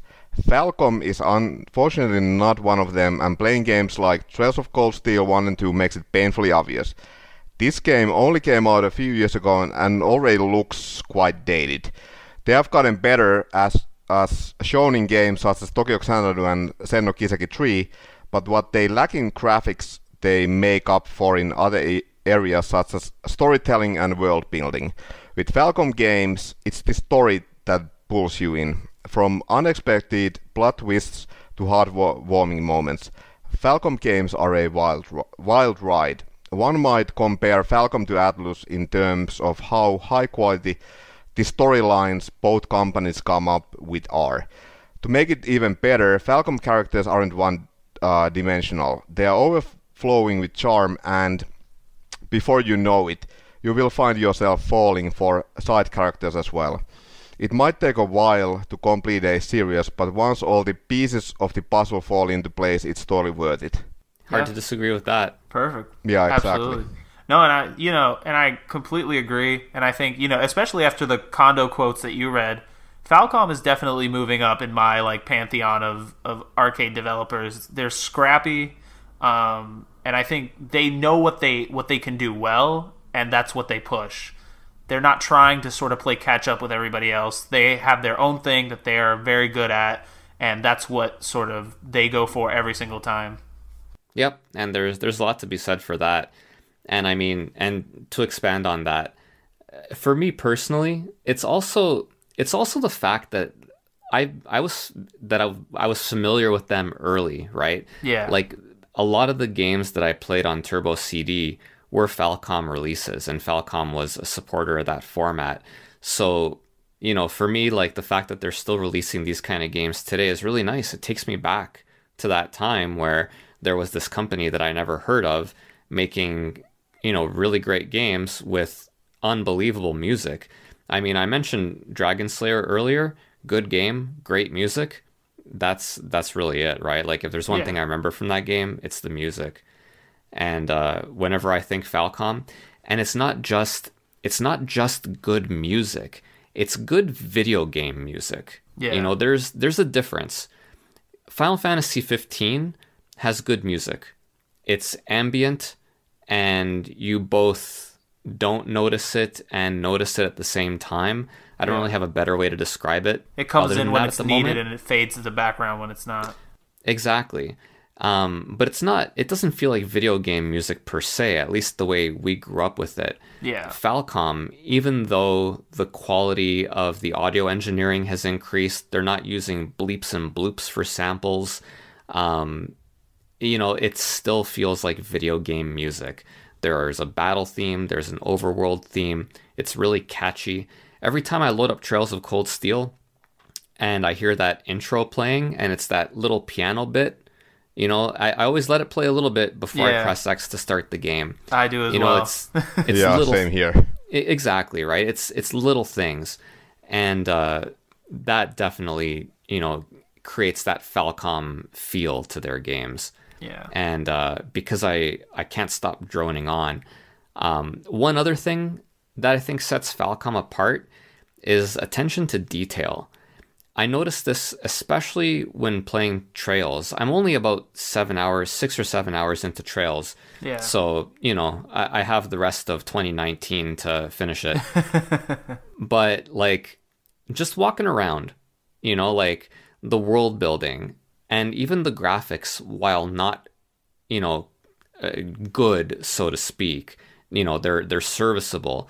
There's like what they lack in polygon counts and texture quality, they make up for in little artistic details everywhere. in the backgrounds, flower pots, radios, little stuff like that. There's a lot of care put into the game. And when you see all that attention to detail, you can feel the love that the developers put into it. It sounds cheesy, but it's true. Yeah. I think this is going to be my final controversial statement for this podcast. I think that Falcom is to video game developers what Working Designs was to video game publishing. I think that neither one of them huge companies. I think they, like you said, Paul, they put the attention to detail. They put in the love. You can tell there's passion for the work that they're doing, and that comes through. And I think that's why people remember these games fondly. I think that's why these series are still around. Absolutely. And yeah, I mean, I gotta say about like Falcom, like really often, a lot of these companies, of course, like I know that Falcom, like they wanna make money.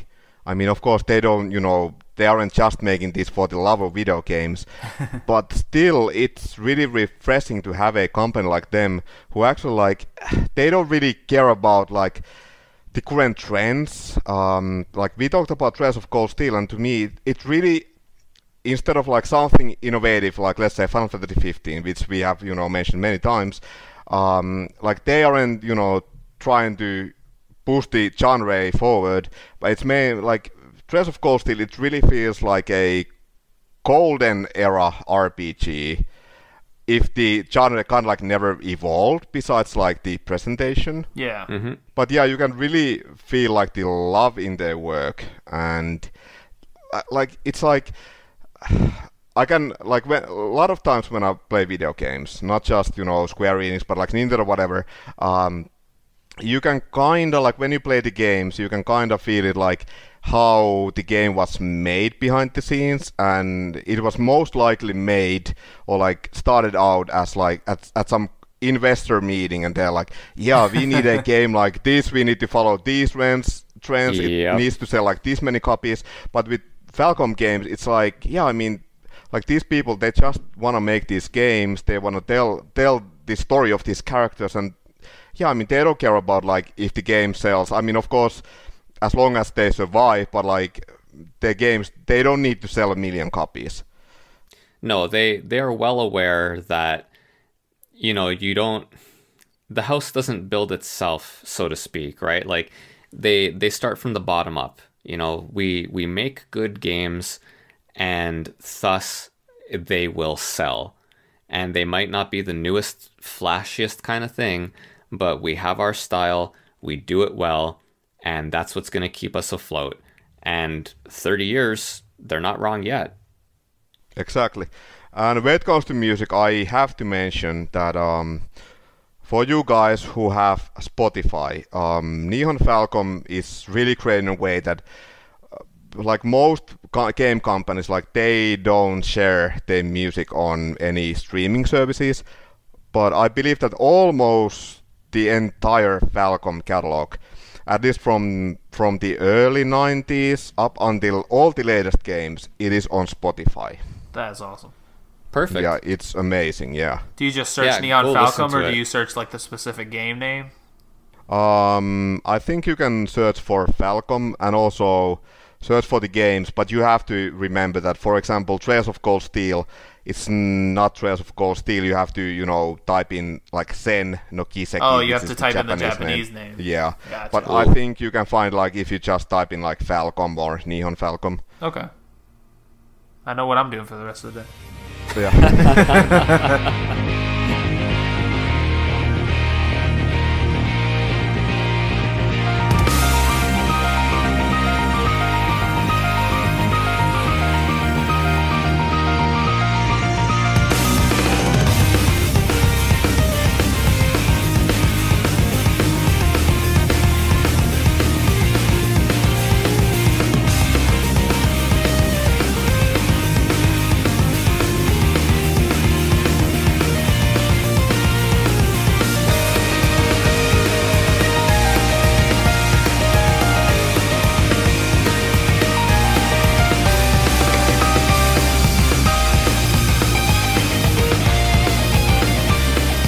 But yeah, we are about to wrap this episode up. But like, do you have any like comments regarding like the future of Falcom.